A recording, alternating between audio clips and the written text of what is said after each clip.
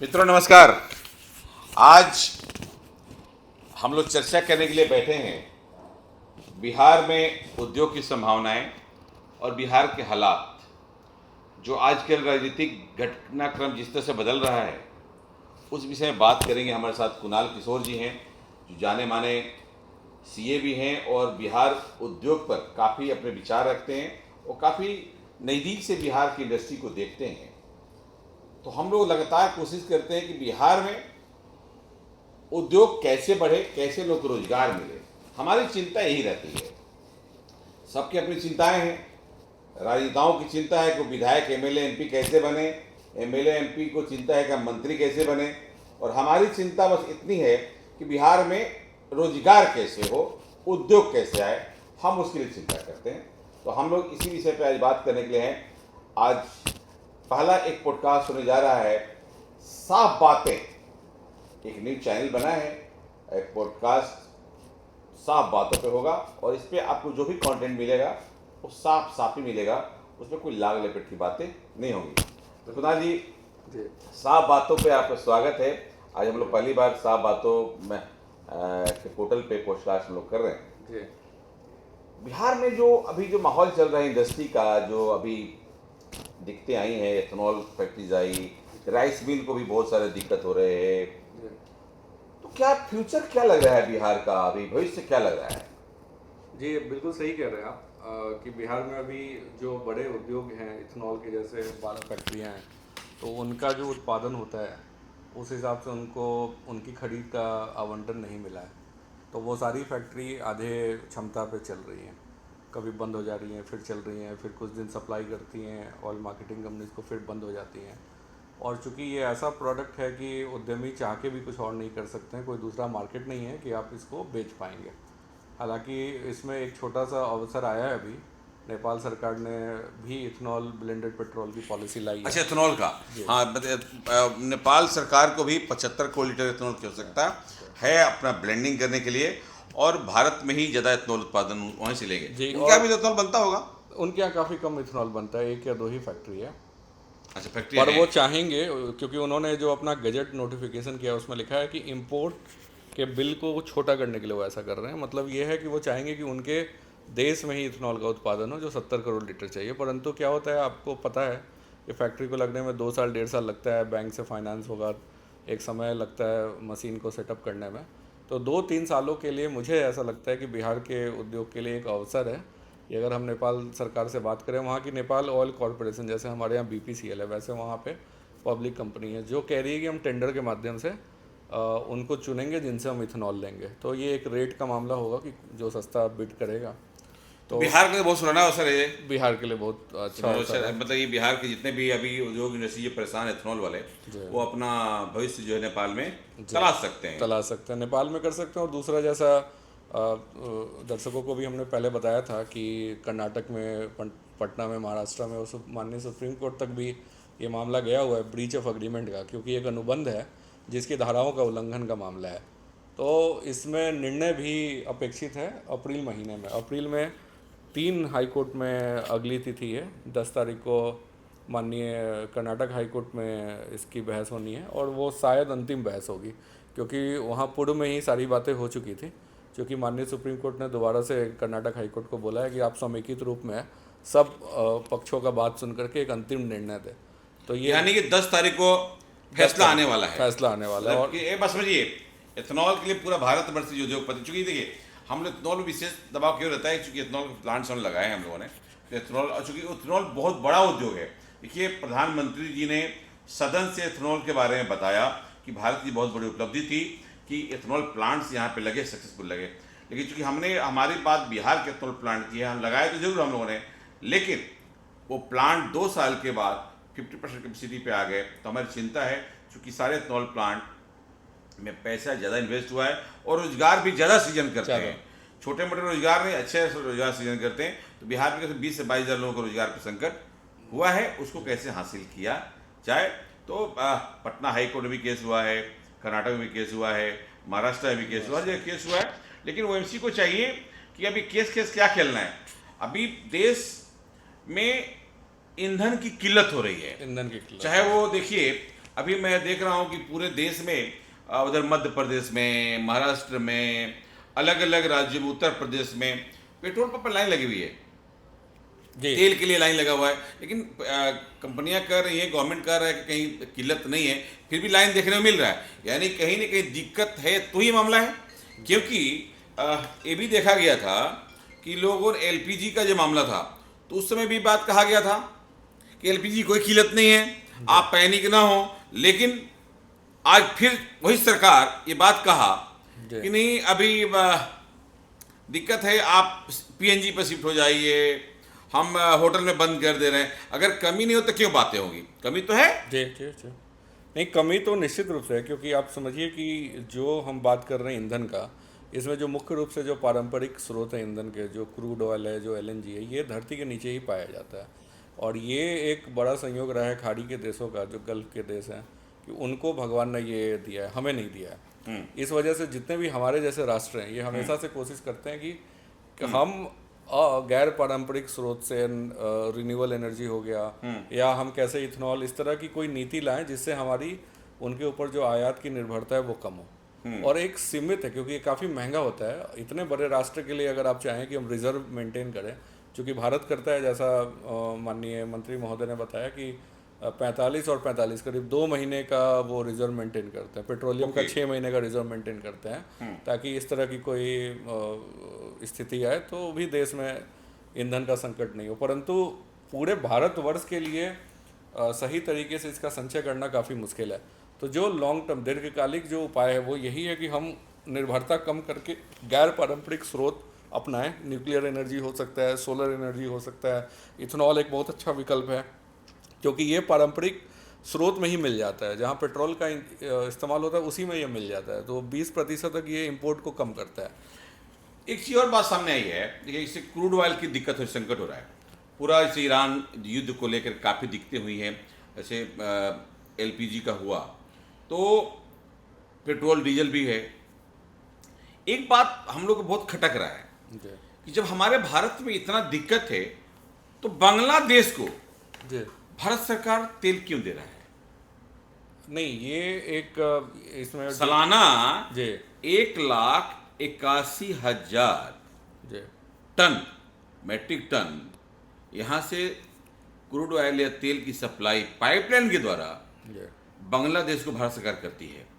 और जिसमें ये दिक्कत होने के बावजूद भी 5,000 टन सप्लाई दे चुके हैं अभी। जी। ये डिप्लोमेसी का एक तरीका होता है, क्योंकि आप चाहेंगे कि आपके आसपास के जो आपके पड़ोसी देश है, खासकर जो छोटे देश हैं, उनकी निर्भरता आप पर बनी रहे। अगर आप ये चीज़ नहीं करेंगे तो दूसरे जो देश हैं जो आपसे compete करते हैं, चाइना, दूसरे देश, वो इस गैप को फिल करेंगे। तो भारत सरकार चाहेगा कि इस पर निर्भरता हो, परंतु भारत सरकार कभी ये नहीं कहेगा ऑफिशियली कि अपने देश में नहीं दे पा रहे हैं तो दूसरे में दे रहे हैं। वो ये कह रहे हैं हमारे देश में भी है और नहीं, साथ में मैं इसका, देखिए, आज तक का न्यूज है 10 मार्च का, ये न्यूज है, भारत और बांग्लादेश के बीच पाइपलाइन समझौते के तहत डीजल की आपूर्ति शुरू हो गई। भारत हर साल 1,80,000 टन डीजल पाइप के जरिए बांग्लादेश को देगा। अभी 5,000 टन की पहली खेप बांग्लादेश पहुंच चुकी है। अभी की बात है ये बीपीसीएल के द्वारा ये चीज पुष्टि भी की गई है। तो चूंकि ये हमारे लोगों का ये सवाल होता है कि एक तो बांग्लादेश हमारे हिंदुओं के साथ अत्याचार करता है, वहाँ काफ़ी भेदभाव है, हमारे देश के प्रति अच्छी भावनाएं नहीं रखते वो लोग, फिर हमारे यहाँ इतनी दिक्कत है फिर भी हम उनको दे रहे हैं। चूंकि सरकार की पॉलिसी नीति है, चूंकि जनता के सवाल मन में ये बात कहीं ना कहीं आ रही है। ये रणनीति और डिप्लोमेसी से रिलेटेड मामला है। भारत सरकार नहीं चाहेगा कि वो ये दायित्व का निर्वहन ना करे और फिर वो देश किसी दूसरे देश से ये अपेक्षा रखें। मतलब हमारे पास अगर सरप्लस डीजल अवेलेबल है तो हम दे सकते हैं, और उनकी निर्भरता। और देखिए, इसी से तो कभी ऐसा अगर मौका आएगा जब भारत को उनसे कोई मदद लेनी होगी, कहीं वोटिंग में मदद लेनी होगी यूएन में, कभी कोई ऐसा मामला आपका पाकिस्तान के साथ होता है और आप चाहेंगे बांग्लादेश हमारा पक्ष ले, तो यही सब आपके पास लीवर काम करते हैं। ये लिवरेज होता है आपके पास। आप कहते हैं भाई मैं ईंधन देता हूँ, मैं ईंधन बंद कर दूंगा 2 दिन के लिए, तो आप उनसे कुछ करा पाते हैं। उस तरह से बात, चूंकि ये अंतर्राष्ट्रीय मुद्दे हैं जिसमें ये चीज़ चलते रहता है।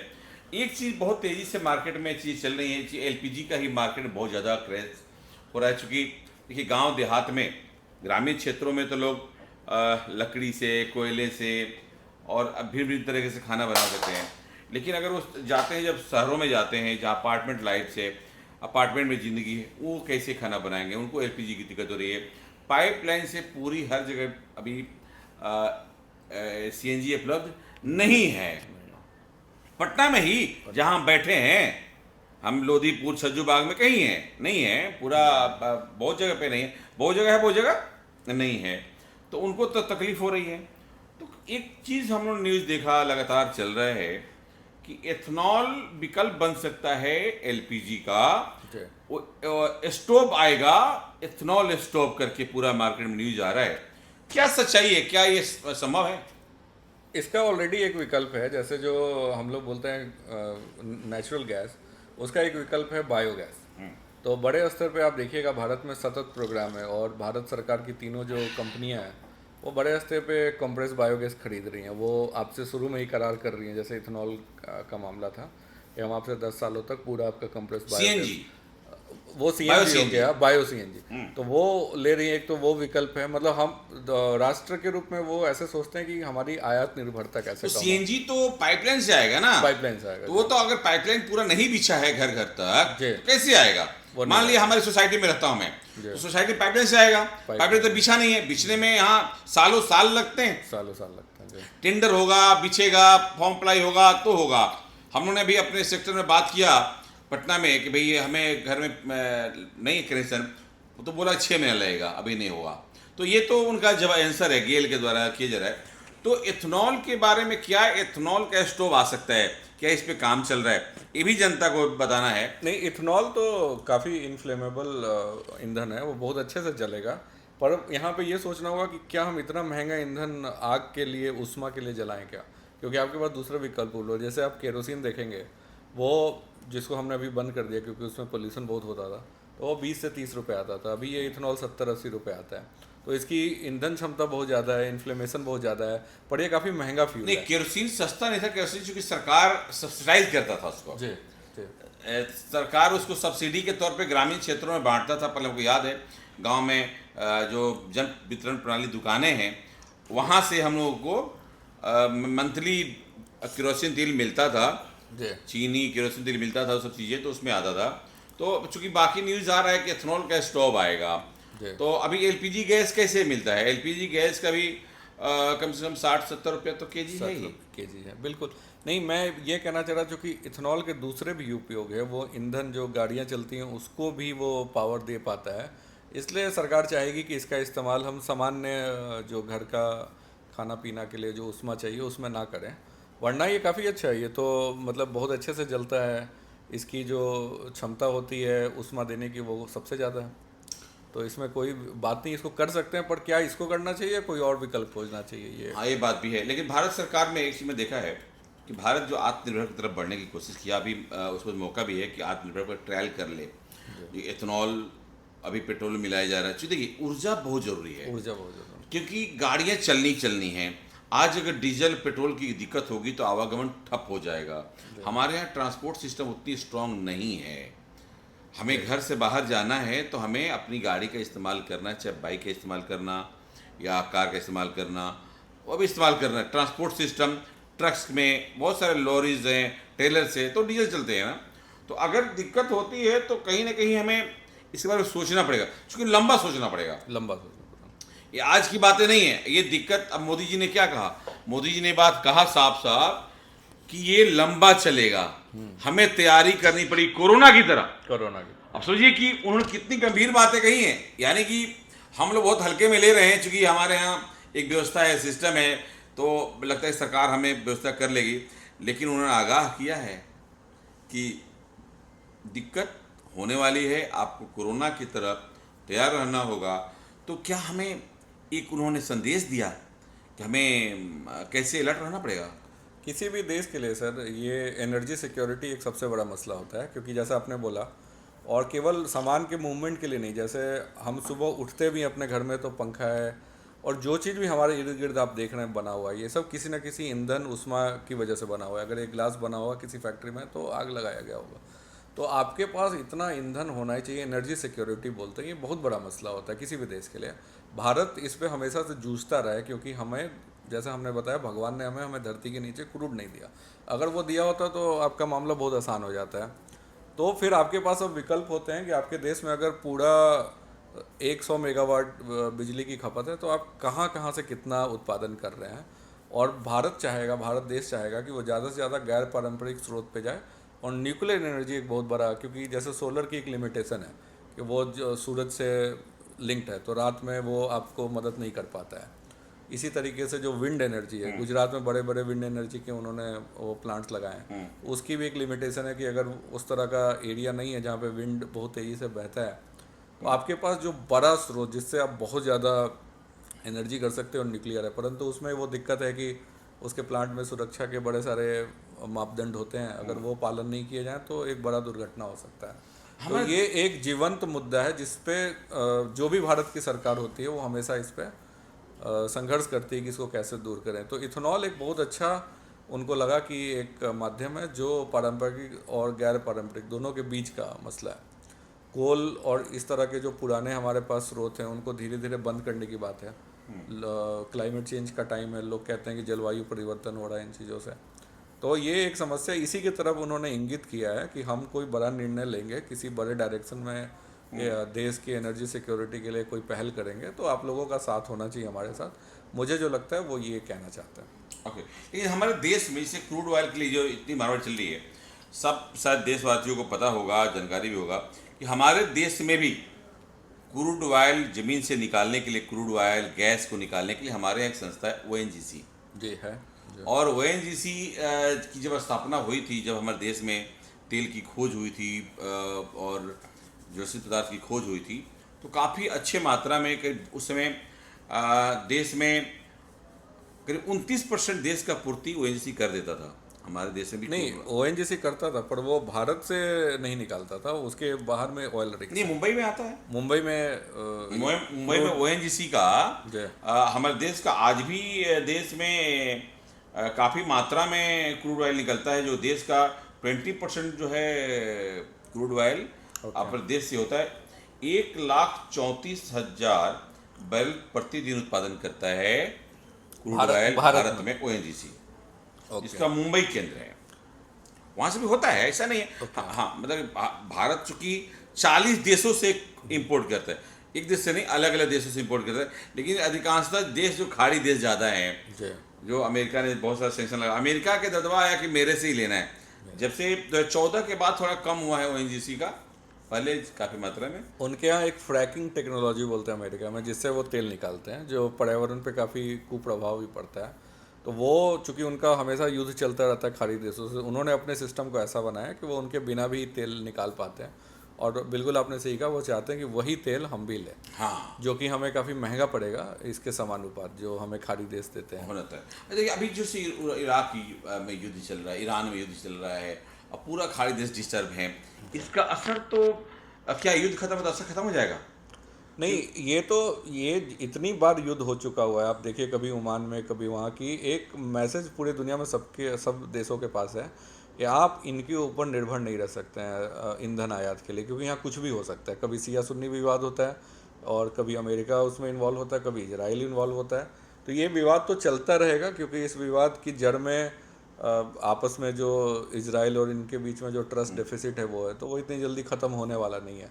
आज हो सकता है कि इनके बीच समझौता हो जाए, 6 महीने गाड़ी चले, परंतु जो इजराइल के प्रधानमंत्री, जिस तरह की वहाँ सरकार है, वो लोग काफ़ी अग्रेसिव है। वो चाहते हैं कि ईरान का पूरा, उनकी जो न्यूक्लियर बॉम्ब बनाने की जो क्षमता है, उसी को वो ख़त्म करना चाहते हैं। वो चाहते हैं वो कभी इस दिशा में नहीं बढ़े। और शायद ईरान ये नहीं चाहेगा। हम भी जैसे भारत है, हमारी अपनी ज़रूरत है, हमारी अपनी सोच है, तो हमें भी कोई देश अगर कहता है कि नहीं आप न्यूक्लियर बम मत बनाओ, तो हम भी उसकी बात नहीं मानेंगे। बिल्कुल, मतलब ये ईरान के लिए तो प्रतिष्ठा की बात है। प्रतिष्ठा की देखिए, मैं तो अगर मेरा पर्सनल राय मांगने, तो मेरा तो आत्मा कहेंगे तो ईरान की तरफ रहता है।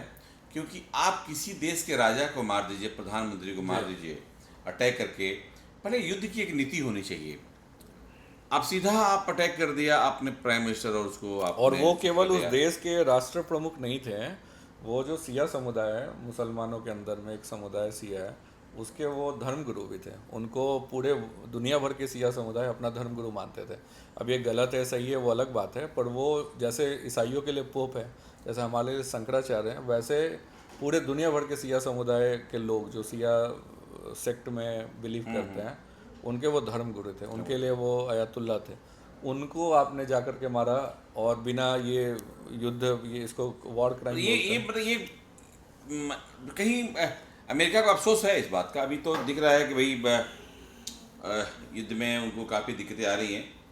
खैर, हमें भारत में इसका बहुत परिणाम देखने मिल रहा है। अभी देखिए डॉलर का, अच्छा हमें समझ में नहीं आ रहा, एक और था क्वेश्चन कि युद्ध हो रहा है ईरान में जी और पूरा खाड़ी देशों में हो रहा है, असर भारत पड़ रहा है। जी डॉलर भारत का रुपया भारत का कमजोर हो रहा है, जी और अमेरिका युद्ध लड़ रहा है और उसका डॉलर मजबूत हो रहा है। नहीं, डॉलर तो हमेशा मजबूत होगा जब भी दुनिया में कमोडिटी के प्राइसेस बढ़ेंगे, जो कमोडिटी हम चाहते हैं इंपोर्ट करना, तो क्या होता है कि डॉलर महंगा हो जाएगा।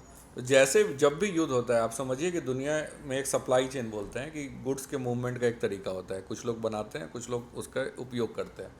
जैसे ही युद्ध होता है ये सिस्टम डिसरप्ट हो जाता है, तो बहुत सारी चीज़ें जो भारत आयात करता है वो अब आयात नहीं कर पा रहा है, तो उसको वैकल्पिक रास्ते पे जाना पड़ता है। तो जो टोटल उत्पादन, मान लीजिए किसी भी चीज़ की उत्पादन 100 किलो हो रही है और भारत को 50 किलो चाहिए, और 100 में से 20 किलो अब नहीं हो पा रहा उत्पादन युद्ध की वजह से, तो अब जो हम 50 लेंगे वो 80 में से लेंगे। तो ये जो कसमकस होती है इसमें, चूंकि अंतर्राष्ट्रीय जो व्यापार होता है वो डॉलर में ही होता है, तो वो प्राइसेस इसी वजह से डॉलर मजबूत हो, डॉलर मजबूत होगा रुपया कमज़ोर होगा। उतार चढ़ाव और हम पे सबसे ज़्यादा असर इसलिए पड़ता है, हम पे पड़ता है, इंडोनेशिया पे पड़ता है, चाइना, क्योंकि हमारी आबादी बहुत ज़्यादा है, हमारी ज़रूरत बहुत ज़्यादा है, और हम अपने देश में बहुत सारी चीज़ें नहीं बना रहे, तो हम आयात पे बहुत ज़्यादा निर्भर हैं। तो जब भी कुछ भी होता है, यूक्रेन वॉर होगा क्योंकि बहुत बड़ा गेहूँ का वो निर्यातक है, तो अगर वो होगा तो दुनिया भर में गेहूँ कम बनेगा, तो अगर हम आयात करते हैं गेहूँ तो हम पे भी असर पड़ेगा।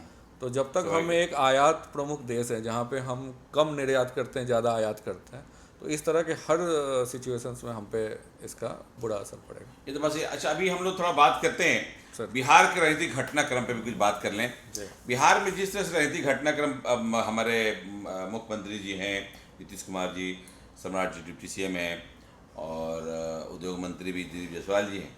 बिहार में अभी जिस तरह से माहौल क्रिएट हो रहा है सत्ता परिवर्तन का, तो क्या लगता है आपको आपको क्या प्रेडिक्शन है, जेडीयू की सरकार रहेगी या भाजपा की सरकार रहेगी? सरकार जेडीयू भाजपा की मिल के रहेगी, और जो मुख्यमंत्री बनेंगे वो संभवतः बीजेपी से बनेंगे, क्योंकि और कोई वजह नहीं हो सकती कि माननीय मुख्यमंत्री इस्तीफा दें। अगर वो इस्तीफा दे रहे हैं, वो राज्यसभा जा रहे हैं और कोई दूसरा मुख्यमंत्री बन रहा है, तो ये निश्चित है कि वो भारतीय जनता पार्टी का ही होगा।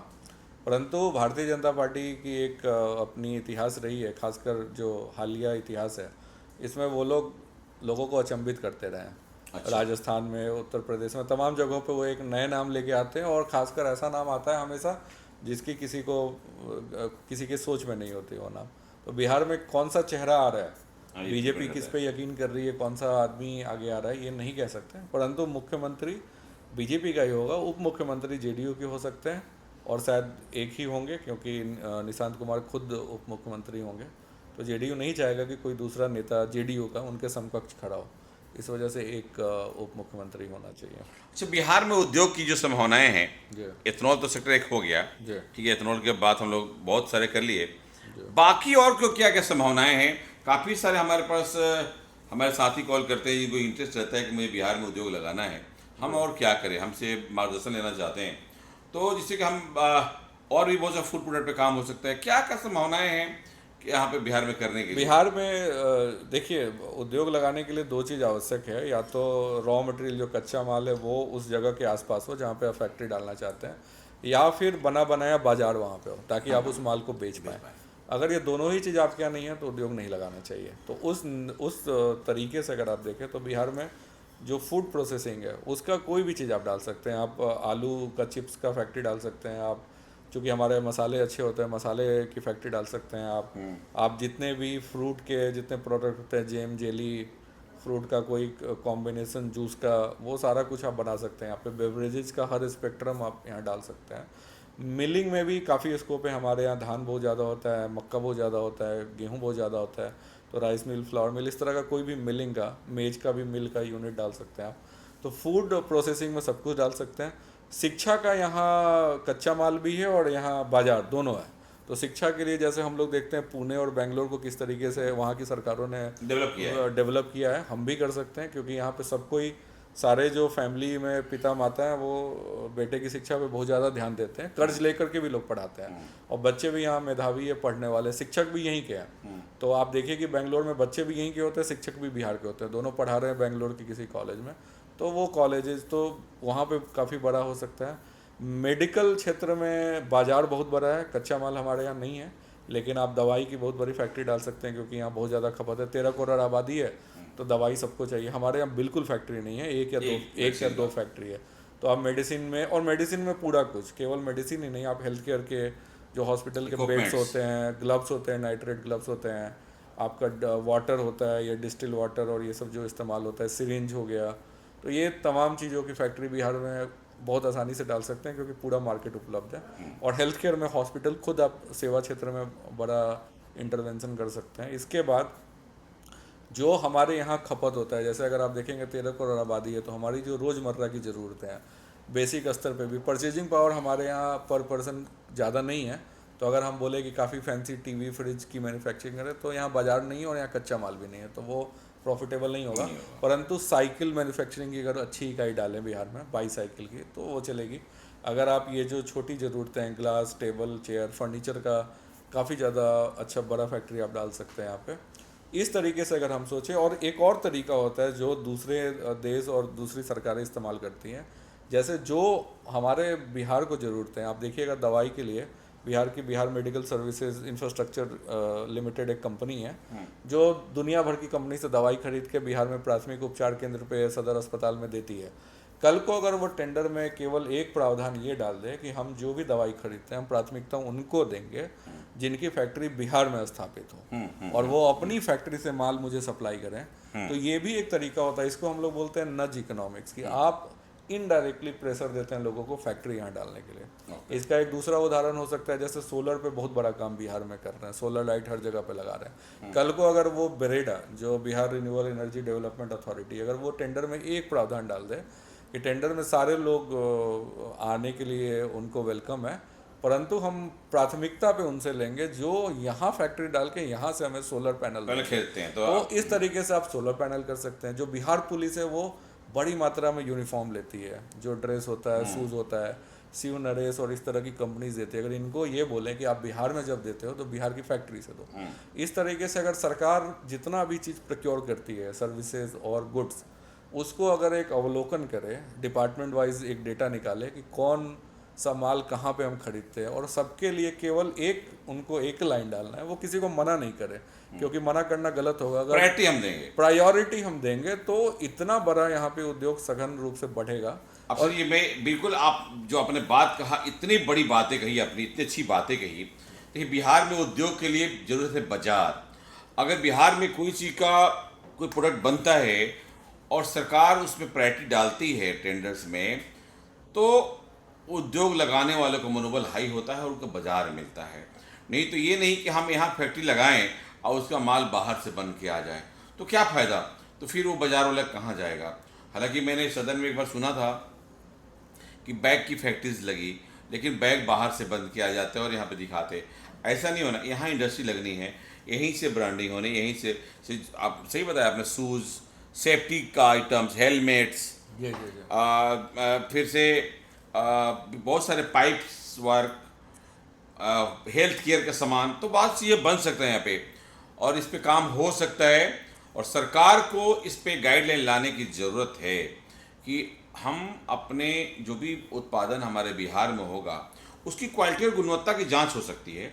आप उस क्वालिटी और गुणवत्ता की जांच कर लें, और जांच करने के बाद उसको एक ऐसे मार्का दें, ट्रेड मार्का दें, उसके बाद करें, कोई इशू नहीं है। तो आप लेकिन प्राथमिकता दें भाई, तभी हम यहाँ पे उद्योग का निवेश बना सकते माहौल। देखिए, कल ही मेरे पास एक हमारे मित्र का फ़ोन आया था, वो सरकारी अधिकारी हैं चेन्नई में। उन्होंने कहा कि छोटे छोटे प्लॉट्स में, मतलब कि 2000 स्क्वायर फीट, 4000 स्क्वायर फीट में वहाँ पर फैक्ट्रियाँ लगी हुई हैं, डेयरी प्रोडक्ट्स का, जी। और वहाँ से फॉरेन भेज रहे हैं, यानी कि वहाँ से पूरी दूध का पाउडर बना रहे, चॉकलेट्स बना रहे, डिफरेंट डिफरेंट प्रोडक्ट्स बना रहे और विदेशों में भेज रहे हैं, और उनकी खूब बड़ी मार्केट बनी हुई है, और चेन्नई गवर्नमेंट उनको काफ़ी सपोर्ट करता है। तो हमें गवर्नमेंट को इसमें इन्वॉल्व होना पड़ेगा, गवर्नमेंट को थोड़ा सा पुशिंग और लाना पड़ेगा। मैं एक और उदाहरण देता हूँ। जो सुधा है हमारे यहाँ, इतना बड़ा वो डीडीजीएस खरीदता है, और उसने अभी तक बिहार के किसी भी इथेनॉल प्लांट से नहीं लिया है। वो पैकेजिंग मटेरियल खरीदता है जिसमें पैकेट करता है। वो कह सकता है कि आप पैकेजिंग मटेरियल तभी मुझे दो जब आपकी फैक्ट्री बिहार में हो। और वो इसके बाद से कैटल फीड खरीदता है, क्योंकि बड़े सारे मवेशी होते हैं उनको खिलाने के लिए, वो भी बाहर बनता है।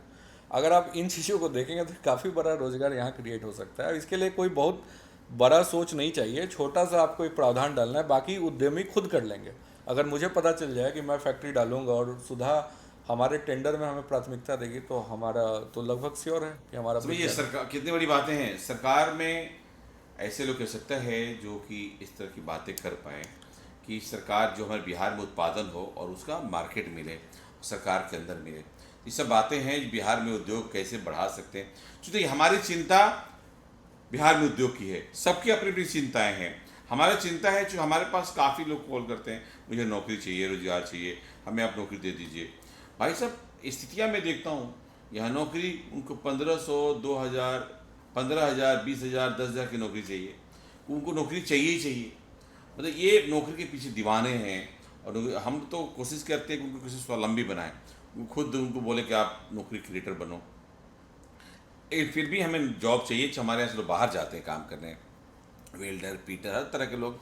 और मैं उदाहरण देता हूँ, कृषि जो विभाग है वो बीज खरीदता है बहुत बड़े स्तर पे, वो उर्वरक खरीदता है बहुत बड़े स्तर पे। आप विश्वास नहीं करेंगे, जो इनका बिल है उर्वरक का और बिल, इसमें करीब 50 बड़ी फैक्ट्रीज बिहार में लग जाएंगी, और हर जिले में लग जाएंगी 2-2 फैक्ट्री। और आप समझिए उसमें 10-10 हज़ार लोग काम कर रहे काम होंगे, करेंगे। क्या माहौल बन जाएगा। तो एक तरीका है कि उद्योग खुद से लग रहा है, एक तरीका है कि सरकार के पास जो उपक्रम होता है उसके माध्यम से आप गुजरात जाइए और आप बोलिए कि मैं आपको कोई सामान देना चाहता हूँ। वहाँ की भी सरकार खरीदती है, वो तो ज़्यादा खरीदती है, अमीर सरकार है। वो कहेगी आप सबसे पहले यहाँ पे उद्यम डालिए, हम बाहर से नहीं लेंगे, जी, ताकि कम से कम जो रोजगार सही है वो यहाँ के लोगों को मिले।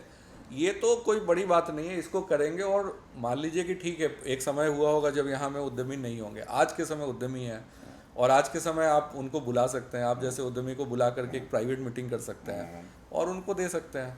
ये राष्ट्रीय स्तर पे माननीय प्रधानमंत्री महोदय करते हैं। पहले बहुत सारी चीज़ों का टेंडर बाहर जाता था, उन्होंने बड़ी मीटिंग की, महिंद्रा सबको बुलाया, बोला हम देश में ही आप बनाइए बंदूक गोली। और आप देखिए महिंद्रा ने भी कंपनी डाली है डिफेंस में, टाटा ने भी कंपनी डाली, अदानी ने भी डाली है। ये ऐसे नहीं हुआ होगा, ये प्रधानमंत्री महोदय ने बोला होगा कि आप डालिए, और कोई तरीका नहीं है। वो डाले, और अब वो उन्हीं का खरीदते हैं। पहले इजराइल के पहले वो इनका खरीदते हैं, और धीरे धीरे इन कंपनीज की भी टेक्नोलॉजी बढ़ जाएगी, ये भी एडवांस ड्रोन वगैरह बनाने लगेंगे, फिर भारत अपने आप में सक्षम हो जाएगा। तो इसके लिए बिहार की सरकार को चाहिए कि जो यहाँ के बड़े उद्यमी हैं, जिन्होंने अपना पराक्रम दिखाया है, बड़े फैक्ट्री चलाए हैं और बड़ा बैलेंस शीट मेंटेन करते हैं, उनको बुला करके उनसे बात करें कि ऐसा ऐसा हम करना चाहते हैं, आप लोग मदद कीजिए। और मुझे लगता है आज के समय जो निवेश का माहौल है यहाँ पे, आज के समय आप जैसे जो निवेशक है वो सरकार के इस बात पे खड़े उतरेंगे, और एक ऐसा पार्टनरशिप होगा जो एक के बाद दूसरा, दूसरे के बाद तीसरा चेन बन जाएगा, और ये एकदम से सघन उद्योग यहाँ पे हर जिले में, हर क्षेत्र में एक उद्योग बड़ा बड़ा खुल जाएगा। देखिए, बिहार में उद्योग की काफ़ी संभावनाएं हैं, और काफ़ी कोशिश हो भी रहा है, और सरकार और थोड़ा प्रयास करे तो बहुत कुछ संभव है। और हम लोग इसी बिंदु पर काफ़ी सारे बातें किए। आप लोग कैसा लगा, आप लोग ज़रूर अपना कमेंट करें, और ये साफ बातें जो चैनल बना है इसको लाइक, सब्सक्राइब और शेयर जरूर करें। क्योंकि हम लोगों ने अब देखा होगा, आपने कोई लाग लपेट नहीं, साफ साफ बात करने के लिए सोचा हमने, और हमारा मतलब ही है बिहार पॉजिटिव बिहार। हम जो ये चैनल जिसने ही बनाया उसको धन्यवाद करते हैं कि भाई हम अपनी बातें रख पाते हैं। इस पर रखने के लिए कुछ साफ साफ बात होगी बिहार के बारे में, बिहार के विकास के बारे में। हमारा मुद्दा ही है बिहार को कैसे हम विकसित राज्य बनाएं, बिहार को कैसे हम भारत में नंबर 1 राज्य का दर्जा दिलाएं। कहने से नहीं होगा, करने से होगा। तो हम कहने पे नहीं, करने पे विश्वास करते हैं। तो आप हमेशा देखते रहिए। हम लोग जब जब हमारे मौका मिलेगा तो हम लोग का वीडियो इस पे आएगा। आप लोग कैसा लगा, मैसेज, संदेश आप जरूर अपने कमेंट बॉक्स में बताएं। हम लोग को और देखने में अच्छा लगेगा, आनंद आता है और तभी मोटिवेट होते हैं और कुछ बता पाते हैं। और इसी के साथ आज की बातें ख़त्म। साफ बातें लगातार आपको मिलते रहेंगी। नमस्कार। नमस्कार।